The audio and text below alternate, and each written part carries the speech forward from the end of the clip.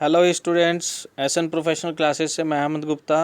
आज आपके लिए जून 2019 एग्जामिनेशन में जितनी भी शिफ्ट हुई हैं उन सभी शिफ्टों में संप्रेषण से संबंधित जो भी क्वेश्चन पूछे गए हैं उन सभी क्वेश्चन के कलेक्शंस का पार्ट 2, पार्ट 1 और हायर एजुकेशन और रिसर्च एप्टीट्यूड से संबंधित क्वेश्चन का भी पार्ट हम ऑलरेडी अपलोड कर चुके हैं। यदि आपने उनको नहीं देखा तो आप उन्हें भी ज़रूर चेक कर लें। तो चलिए स्टूडेंट्स, सबसे पहले क्वेश्चन जो कि लास्ट वीडियो में हमने होमवर्क के तौर पर स्टूडेंट्स को दिया था उसको पढ़ते हैं और उसके बाद आगे के क्वेश्चन देखते हैं। तो लास्ट वीडियो में क्वेश्चन था, संप्रेषण के संज्ञानात्मक क्षेत्र में निम्नलिखित में से किससे संबंधित मामले शामिल हैं। ऑप्शन दिए हैं संवेग, ऑप्शन बी संज्ञान, ऑप्शन सी भ्रांति, ऑप्शन डी पलायनवाद। तो क्वेश्चन था हमारा, संप्रेषण के संज्ञानात्मक क्षेत्र में निम्नलिखित में से किससे संबंधित मामले शामिल हैं। तो इसका जो करेक्ट आंसर है वो है ज्ञान। ऑप्शन नंबर बी इसका करेक्ट आंसर है। चलिए नेक्स्ट क्वेश्चन जानते हैं। नेक्स्ट क्वेश्चन है, किसी कक्षा में विद्यार्थियों को एक प्रभावी श्रोता होना चाहिए, उसे किसका ध्यान रखना चाहिए। ऑप्शन है अध्यापक के शक्ल का, ऑप्शन 2 साथियों का, ऑप्शन 3 अकादमिक पाठ का और ऑप्शन 4 संप्रेषण विकरणों का। हमारे को नीचे दिए विकल्पों का प्रयोग करते हुए सही उत्तर का चयन करना है। तो स्टूडेंट्स, किसी कक्षा में विद्यार्थियों को एक प्रभावी श्रोता होने के लिए ना तो उनको अध्यापक की शक्ल पर ध्यान रखना चाहिए और ना ही अपने साथियों का कि वो क्या कर रहे हैं। उन्हें प्रभावी श्रोता होने के लिए एक तो अपने अकादमिक पाठ का ध्यान रखना चाहिए और संप्रेषण विकर्षणों का ध्यान रखना चाहिए। तो इसके अनुसार ऑप्शन नंबर 3 और 4 इसका करेक्ट आंसर निकल के आ रहे हैं। केवल 3 और 4, ऑप्शन नंबर डी इसका सही आंसर है। चलिए नेक्स्ट क्वेश्चन जानते हैं। नेक्स्ट क्वेश्चन है, क्योंकि अन्य लोगों के साथ सर्वाधिक अन्योन्य क्रिया अति सतही पर होती है, यह अच्छी डैश करना काफ़ी कठिन हो जाता है। तो इसका ऑप्शन है मार्ग सुधार, पूर्वानुमान, कार्य या घोषणाएं। फटाफट से बताएंगे इसका क्या आंसर होगा।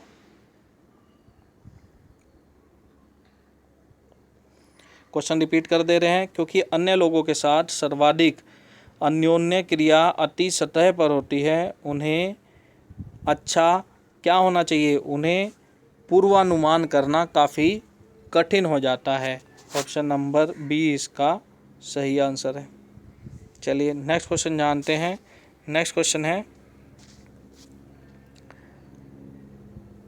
आम संप्रेषण और कक्षा में होने वाले संप्रेषण में सूचना एवं विषय वस्तु के प्रक्रमण प्रक्रिया को क्या कहा जाता है। ऑप्शन दिए हैं औचित्य स्थापन, गेट कीपिंग, विषय सामग्री सुधार या वन वे फ्लो।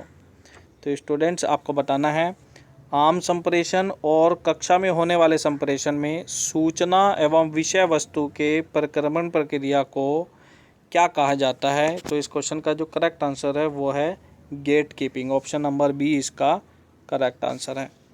तो चलिए जानते हैं नेक्स्ट क्वेश्चन। नेक्स्ट क्वेश्चन है, अभिकथन और तर्क दिए गए हैं। अभिकथन है, प्रतिरोध के साथ कोई संस्कृतिकरण घटित नहीं होता। और इसके सापेक्ष में तर्क दिया है कि लोगों के अपने मूल्य और स्वहित होते हैं जो संप्रेषित संवाद को परिशोधित करते हैं।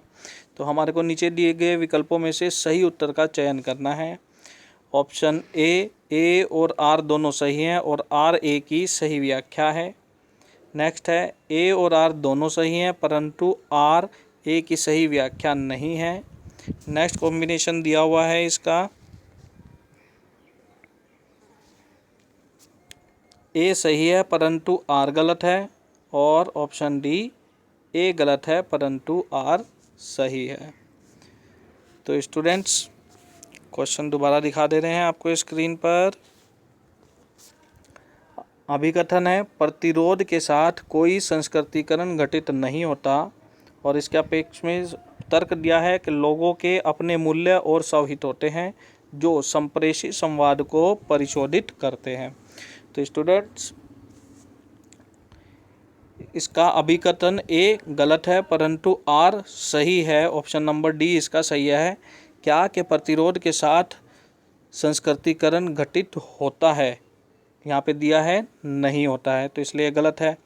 और लोगों के अपने मूल्य और स्वहित होते हैं जो संप्रेषित संवाद को परिशोधित करते हैं, ये बिल्कुल सही है। ऑप्शन नंबर डी इसका करेक्ट आंसर है। चलिए नेक्स्ट क्वेश्चन जानते हैं। नेक्स्ट क्वेश्चन है कक्षा शिक्षण के संदर्भ में मुस्कान या भ्रुकुटी तनाव, यानी कि अपनी भुहों के आधार पे हम इशारे करते हैं, उनसे बातचीत करते हैं, वो मुस्कान या भ्रुकुटी तनाव का गुस्सा आने पर भौहें चढ़ जाती हैं, उसको कहते हैं भ्रुकुटी तनाव का उपयोग जब अवाचिक संकेत के रूप में किया जाता है तो इससे निम्नलिखित में से कौन सा मूलभूत प्रकार्य संपन्न होता है। ऑप्शन ए शाब्दिक संकेत कार्य का विरोधाभास, ऑप्शन बी शाब्दिक संकेत कार्य का नियमन, ऑप्शन सी प्रकार्य प्रतिस्थापन, ऑप्शन डी प्रकार्य परिपूरक। तो स्टूडेंट्स जब कक्षा शिक्षण के संदर्भ में मुस्कान या भ्रुकुटी तनाव का उपयोग जब अवाचिक संकेत के रूप में किया जाता है तो इससे प्रकार्य प्रतिस्थापन, ऑप्शन नंबर सी इसका सही आंसर, तो प्रकार्य प्रतिस्थापन मूलभूत से संपन्न होता है। ऑप्शन नंबर सी इसका करेक्ट आंसर है। चलिए स्टूडेंट्स नेक्स्ट क्वेश्चन जानते हैं।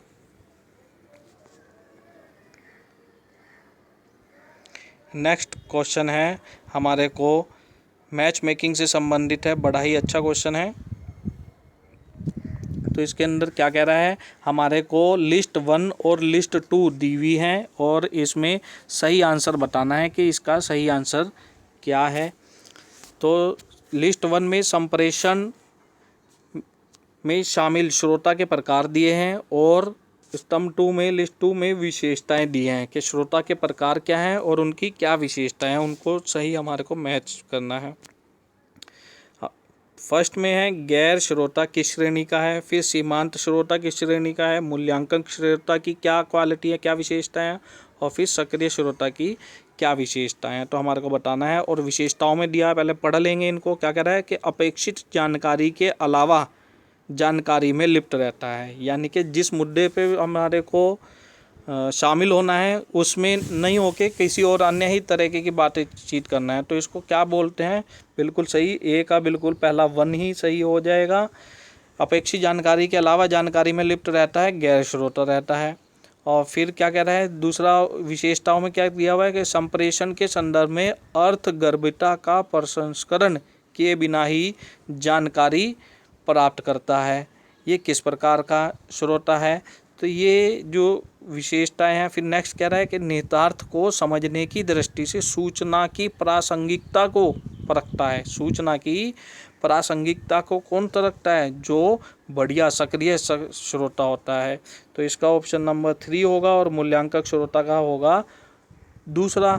और लास्ट बचता है तो ये सीमांत श्रोता का श्रेणी है, क्या कि संप्रेषित सूचना के प्रति यदा कदा ही ध्यान देता है, यानी कि कभी कभी ही ध्यान देगा, तो वो लिमिटेड श्रोता होगा, सीमांत श्रोता होगा। और मूल्यांकक श्रोता जो मूल्यांकन करेगा वो उसकी विशेषता क्या है कि संप्रेषण के संदर्भ में अर्थगर्भिता का प्रसंस्करण किए बिना ही जानकारी प्राप्त करता है। और सक्रिय श्रोता किसका, जो सबसे बढ़िया श्रोता होता है, वो दिए गए कम्युनिकेशन का उसका जो मेन उद्देश्य है उसको समझने की दृष्टि से उसकी प्रासंगिकता को परखता है। ये इसके करेक्ट कॉम्बिनेशन है। तो इसके अनुसार ऑप्शन होना चाहिए डी करेक्ट आंसर है। चलिए नेक्स्ट क्वेश्चन जानते हैं। नेक्स्ट क्वेश्चन है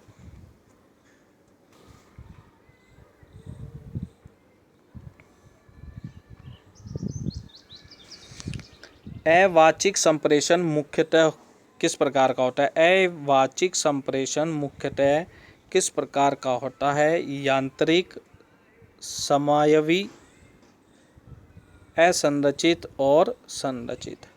तो अवाचिक संप्रेषण मुख्य तौर से असंरचित होता है। ऑप्शन नंबर सी इसका करेक्ट आंसर होगा। चलिए नेक्स्ट क्वेश्चन जानते हैं। नेक्स्ट क्वेश्चन है,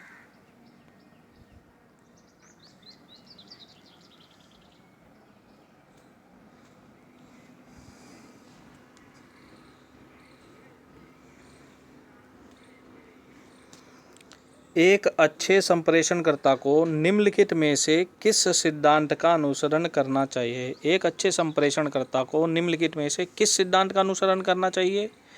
तो इसके कॉम्बिनेशन के तौर पर दिए हुए हैं हमारे को। उसे संगठित रहना चाहिए, बिल्कुल ठीक है। उसे दृश्य सामग्री के उपयोग से बचना चाहिए, बिल्कुल गलत। दृश्य सामग्री के उपयोग के बिना अच्छा संप्रेषण कैसे होगा? अगर दृश्य सामग्री है तभी तो उसको देख के, उसके डेटा को देख के एनालाइज करेंगे। नेक्स्ट है, उसे अधिन्यायवादी होना चाहिए, ये भी गलत है। नेक्स्ट है, उसे माध्यम से सामंजस्य स्थापित करना चाहिए, कम्युनिकेशन से माध्यम से सामंजस्य स्थापित करना चाहिए। यदि कोई में से कुछ पॉइंट क्लियर नहीं हो रहा तो उसे क्लियर करना चाहिए, ये भी सही है। क्योंकि अच्छे संप्रेषणकर्ता के गुण पूछ रहा है, उसे किस सिद्धांत का अनुसरण करना चाहिए, उसके सिद्धांत कौन कौन से होने चाहिए वो बता रहा है। तो उसे संगठित रहना चाहिए, उसे माध्यम से सामंजस्य स्थापित करना चाहिए, कोऑर्डिनेशन करना चाहिए, और उसे कहने की विद्या को वरीयता कहनी चाहिए, उसे कहने की विद्या को वरीयता देनी चाहिए, ये भी सही है। तो इसके अनुसार जो अच्छे संप्रेषण के सिद्धांत हैं वो ऑप्शन नंबर 1, 4 और 5 ये ठीक है। 1, 4, 5 के अनुसार ऑप्शन नंबर डी इसका सही आंसर है। चलिए नेक्स्ट क्वेश्चन जानते हैं। नेक्स्ट क्वेश्चन है, निम्नलिखित में से किन तत्वों को कक्षा में अच्छे संप्रेषण के लिए अपनाना चाहिए? निम्न में से किन तत्वों को कक्षा में अच्छे संप्रेषण के लिए अपनाना चाहिए? तो हमारे को बताना है। इसके ऑप्शन है मूर्तता, शिष्टाचार, अड़ंगेबाजी, काल्पनिकता और सुसंगति। तो हमारे को बताना है कि कक्षा में अच्छे संप्रेषण के लिए किसे अपनाना चाहिए? मूर्तता को अपनाना चाहिए, शिष्टाचार को अपनाना चाहिए और सुसंगति को अपनाना चाहिए। तो इसके अनुसार हमारे को बताना है कौन सा कॉम्बिनेशन सही है। तो इसके अनुसार जो हमारा कॉम्बिनेशन बनता है मूर्तता, शिष्टाचार और सुसंगति, 1, 2 और 5, 1, 2 और 5 हमारा सी ऑप्शन में है। तो सी इसका करेक्ट आंसर होगा। तो ये थे कुछ कम्युनिकेशन से संबंधित महत्वपूर्ण क्वेश्चन जो कि जून 2019 की सभी शिफ्टों में पूछे गए हैं। वीडियो देखने के लिए थैंक यू। और वीडियो कैसा लगे कमेंट बॉक्स में कमेंट करके ज़रूर बताएं, और साथ ही साथ वीडियो को अपने अन्य मित्रों के साथ भी शेयर करें। और यदि वीडियो अच्छा लगे तो चैनल को सब्सक्राइब करना ना भूलिएगा, ताकि जब भी नया वीडियो लेकर आएँ उसका नोटिफिकेशन सबसे पहले आपको प्राप्त हो। Thank you students, thank you for watching and best of luck for your examination.